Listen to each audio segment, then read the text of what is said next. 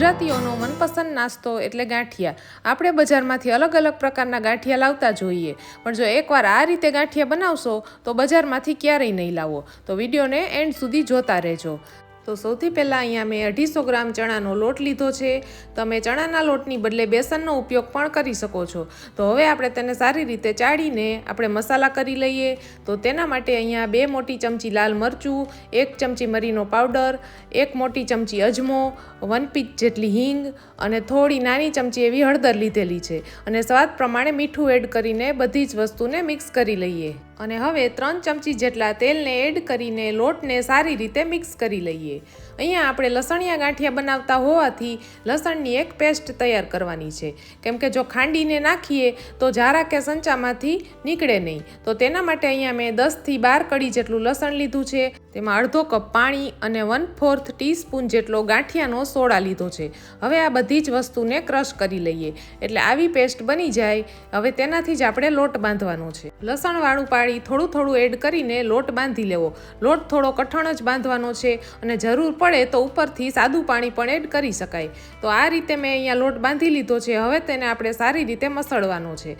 લોટનું texture એકદમ smooth બની જાય અને કલર થોડો લાઇટ બની જાય ત્યાં સુધી લોટને મસળી લેવો. લોટ એકદમ રેડી છે. હવે જો તમારે મશીનમાં ગાંઠિયા પાડવા હોય તો મશીનને ઓઇલથી ગ્રીસ કરીને લોટ એડ કરી દેવો. અહીંયા હું જારાનો ઉપયોગ કરું છું, તેથી આપણે જારાને ઓઇલથી ગ્રીસ કરી લઈએ. અમારા ઘરમાં જારાના ગાંઠિયા બધાને બહુ ભાવે છે, તેથી હું જારાનો ઉપયોગ કરું છું. અને હવે થોડો લોટ હાથમાં લઈને આ રીતે એક જ દિશામાં લોટને ફેરવતા જવાનું છે અને ગાંઠિયા પાડી લેવાના છે.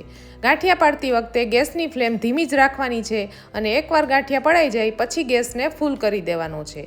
જારાના પાછળના ભાગે થોડો લોટ ચોટેલો હોય તો તે હાથેથી કાઢી લેવો, જેથી બીજી વાર ગાંઠિયા પાડીએ ત્યારે એ લોટની મમરી ન બને. અને આ રીતે બધા જ ગાંઠિયાને થોડા ક્રિસ્પી થાય ત્યાં સુધી તળી લેવાના છે. બજારના બળેલા તેલના ગાંઠિયા કરતાં ઘરના ચોખ્ખા તેલમાં બનાવેલા ગાંઠિયા વધારે સારા. જો આ જ રીતે તમારે મોરા ગાંઠિયા બનાવવા હોય તો લાલ મરચું અને લસણને સ્કીપ કરી દેવા અને એ રીતે પણ ગાંઠિયા બનાવી શકાય છે.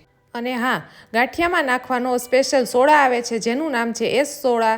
જો એ સોડા ન મળે તો તમે પાપડ ખાર પણ નાખી શકો છો. તેનાથી પણ ગાંઠિયા એકદમ પોચા થાય છે. તો ગાંઠિયા સરસ તળાઈ ગયા છે. હવે તેનું તેલ નિતારી અને આપણે કાઢી લઈએ. તો આ રીતે મેં બધા જ ગાંઠિયાને વારાફરતી તળી લીધા છે. આ ગાંઠિયામાંથી જો ગાંઠિયા ડુંગળીનું શાક બનાવો તો પણ મસ્ત લાગે છે. તો સવારે ચા સાથે ખાવાની મજા પડી જાય એવા લસણિયા તીખા ગાંઠિયા તૈયાર છે. જો તમને મારી આજની આ રેસીપી ગમી હોય તો લાઇક, શેર અને સબસ્ક્રાઈબ કરવાનું ભૂલતા નહીં. ફરી મળીશું, ત્યાં સુધી આવજો.